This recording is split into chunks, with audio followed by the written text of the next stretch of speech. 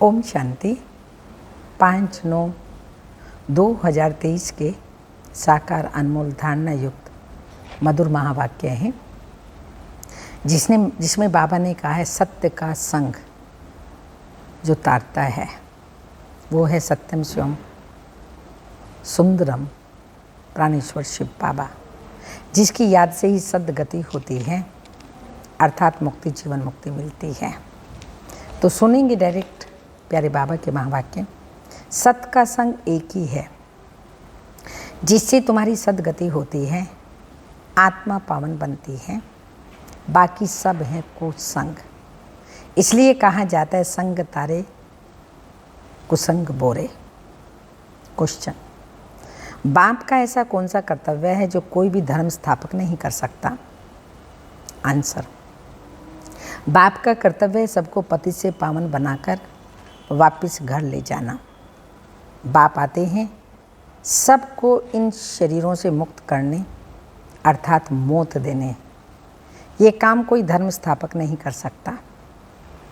उनके पिछाड़ी तो उनके धर्म की पावन आत्माएं ऊपर से उतरती हैं और अपना अपना पाठ बजाए पावन से पतित बनती हैं। गीत के बोल हैं, जाग सजनिया जाग नवयुग आया। ओम शांति। बच्चों ने गीत सुना, किसने सुनाया? साजन ने, शिव साजन ने सुनाया। सब हैं सजनिया जिसको भक्तनियाँ कहा जाता है।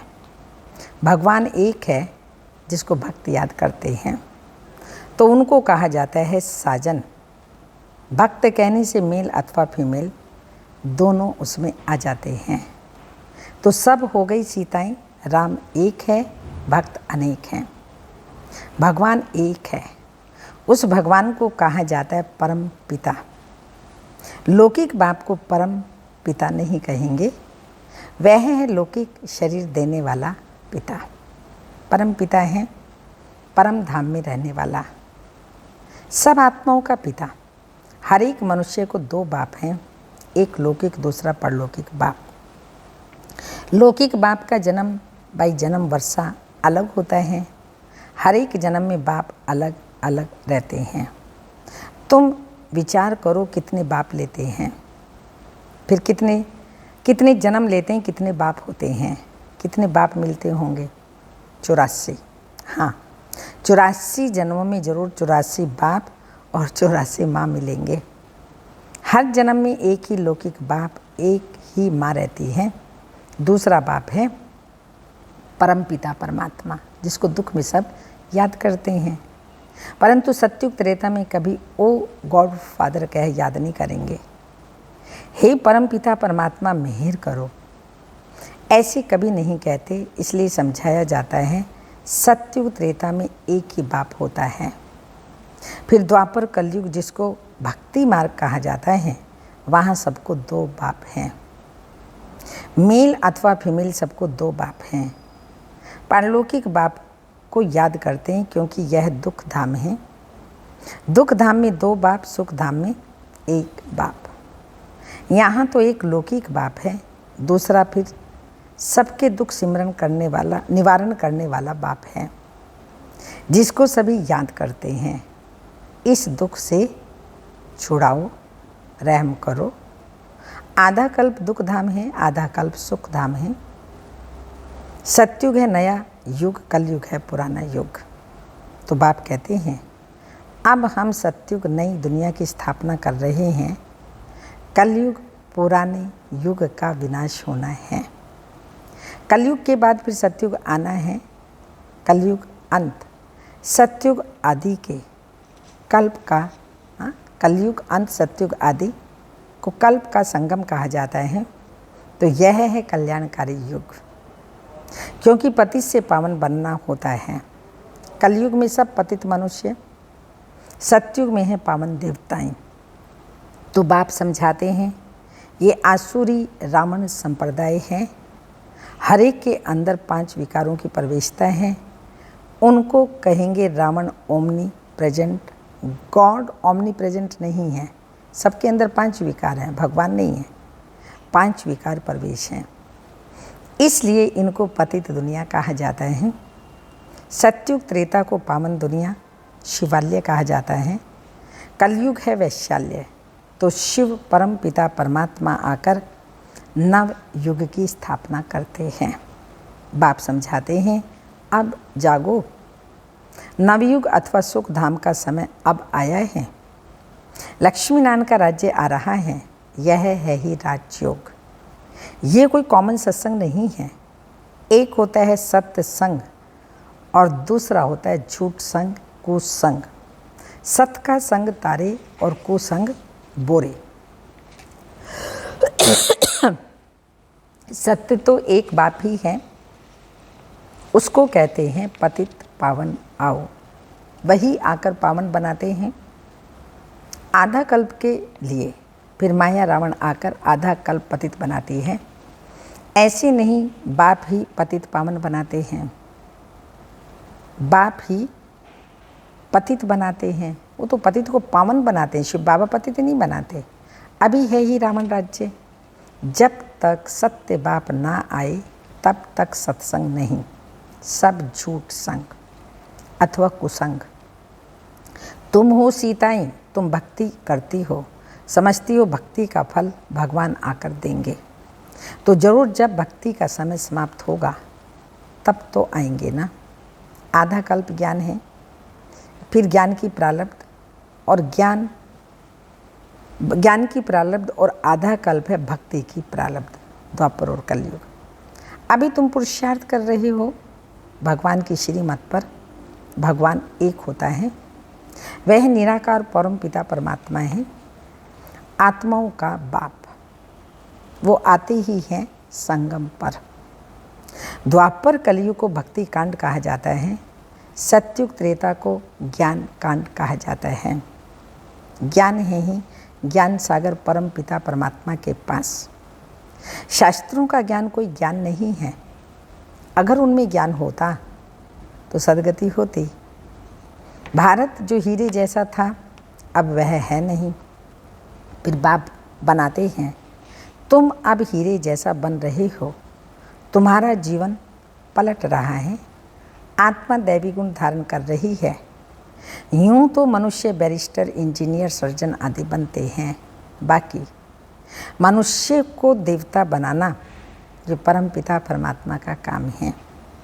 ज्ञान सागर का कर्तव्य है, उनको ही ट्रुथ कहा जाता है, वही सच बतलाने वाले हैं, अर्थात सचखंड की स्थापना करते हैं। बाकी सब हैं झूठ बोलने वाले, झूठ खंड की स्थापना करते हैं। रावण की मत पर चलते हैं, तुम श्री मत से श्रेष्ठ बनते हो। नए युग में भारत नया था, वर्ल्ड ऑलमाइटी अथॉरिटी कहा जाता है। लक्ष्मी नारायण का राज्य था, उन्हों को किसने यह राज्य भाग्य दिया? जरूर जो स्वर्ग की स्थापना करने वाला होगा। अभी वह वर्षा गंवाया है 84 जन्म लेकर। अब फिर चक्र पूरा होता है, सबको वापस जाना है। लिबरेटर एक ही बाप है, वही लिबरेट कर सबको ले जाते हैं। इसलिए उनको कालों का काल भी कहा जाता है। तो बाप कहते हैं अब तुम्हारे 84 जन्म पूरे हुए हैं, अब वापस घर चलना है। ये सृष्टि का चक्र कैसे फिरता है, सो बाप बैठ समझाते हैं, अर्थात त्रिकालदर्शी बनाते हैं। तीनों लोगों, तीनों कालों की नॉलेज देते हैं। वही पतित पावन ज्ञान का सागर बीज रूप है। उसमें ही सच खंड का तुमको वर्षा मिलता है।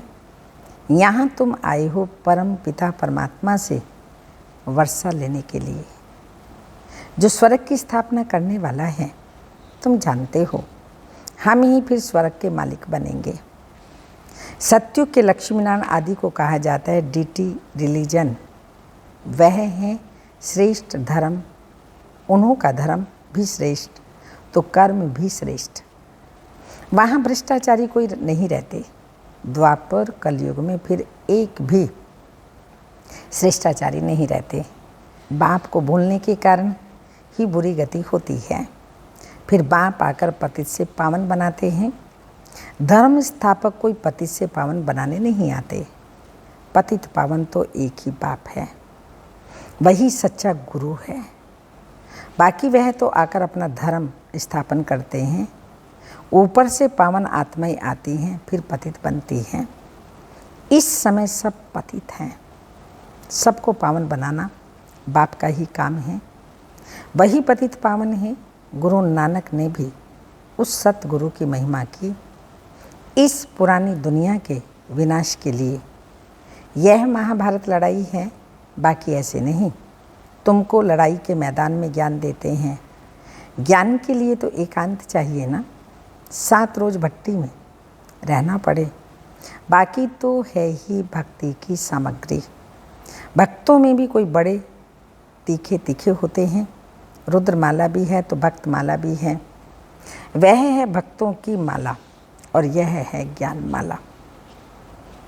ऊपर में शिव, फिर युगल दाना, फिर है उनकी वंशावली जो माला मनुष्य से मरते हैं। राम राम कहते रहते क्योंकि दुखी हैं। रावण संप्रदाय राम को याद करते हैं कि आकर के अपना बनाओ। अभी तुम ईश्वरीय गोद में आए हो। वास्तव में सब आत्माएं परम पिता परमात्मा की संतान हैं। मनुष्य सृष्टि प्रजापिता ब्रह्मा की संतान है। प्रजापिता ब्रह्मा द्वारा मनुष्य सृष्टि रची है। आत्मा तो अविनाशी है। आत्माओं का अविनाशी बाप है। तुमको 2 बाप हैं, एक है विनाशी और दूसरा है अविनाशी। ब्रह्मा भी शरीर छोड़ देते हैं। शिव बाबा को तो अपना शरीर है ही नहीं। वह तो जन्म मरण रहित है। जन्म मरण में तुम बच्चे आते हो। तुम आदि सनातन देवी देवताओं के ही 84 जन्म हैं। हिसाब है ना।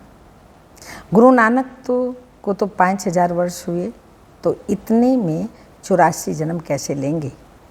बाकी लाखों जन्म की तो बात ही नहीं है। तो बाप समझाते हैं अभी सबके 84 जन्म आकर पूरे हुए, फिर नई सिर खेल सतयुग से शुरू होगा। सतयुग में तो थोड़े चाहिए, बाकी इतने सब कहाँ से कहाँ जाएंगे। सतयुग में थोड़े से होंगे, अब इतनी ढेर की ढेर पॉपुलेशन है तो सब कहाँ जाएंगे। उन्हों के लिए ही यह भंबोर को आग लगनी है। इन बॉम्ब्स, नेचुरल कैलेमिटीज आदि से सब खत्म हो जाएंगे। बाकी आत्माएं मुक्ति धाम में चली जाएंगी। ये क़यामत का समय है। सबको वापस जाना है।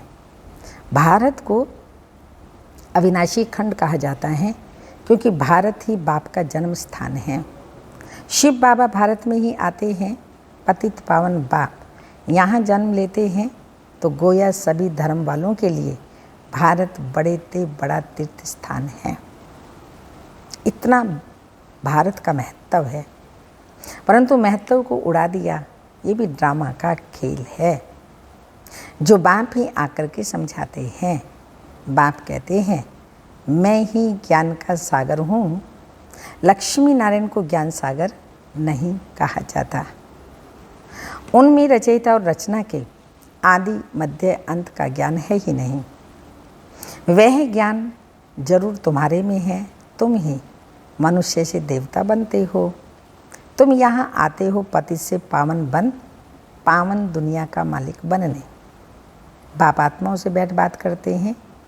निराकार बाप ऑर्गन्स का लोन लेकर पढ़ाते हैं। तुम्हारी आत्मा भी इन ऑर्गन से सुनती है।